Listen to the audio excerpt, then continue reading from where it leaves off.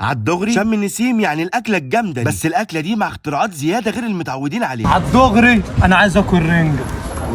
عند ابو هنا فاختراعات كتير شفناها ولسه كمان هنشوفها عند ابو هنا للاسماك المدخنه، وهو موجود في الحلميه سكه راتب قدام نادي عابدين، وده المنيو بتاعه. يعني ايه مكسيكانو رنجه ورنجه كمان ستريبس يا ولاد الذين يا بتوع مصر، لان حرفيا اول مره اسمع عن رنجه تتعمل ستريبس. وبعيد عن الاسعار السنه دي، فانا عايز اقول لك ان ابو هنا يستخدم حرفيا حاجات نضيفه. النهارده هنجرب من عنده اكتر من كذا حاجه، وحبيت ابدا بالاختراع الجديد اللي هو ستريبس رنج. للامانه الكريسبي كان طعمه جامد جدا وكان كرانش جدا من بره، فالاختراع ده يستاهل اللايك. واما بالنسبه بقى على المكسيكانو فدي خلطه سريه من ابو هنا مع رنجايه كامله في قلب الطبق، ولكن انا عايز اقول لك ان فعلا كان طعمها جامد جدا. واما بالنسبه للطبق ده فاهم من ناس كتيره جدا في حياتي حرفيا، لان الطبق ده بطروخ الرنجه ناعمه وخشنه، او بمعنى اصح كافيار الغلابه. بالنسبه للرنجه المكسيكانو فكان فيها منها طبق وكمان في رغيف فرنساوي. يعني ابو هنا بيقول لك تاخد سندوتشات معاك فرنساوي اي حته انت رايحها، ومفيش اسهل من كده. فبجد كميه الاختراعات دي دخلت دماغي جدا، وده غير ان عنده حد مختص لركنه العربيات. الرنجة اصل الرنجة ابو هنا.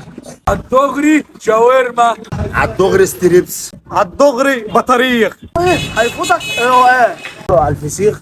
الاكل من عندنا الرنجه والبطاريخ بيطلعوا المريخ. ابو هنا واحد بس.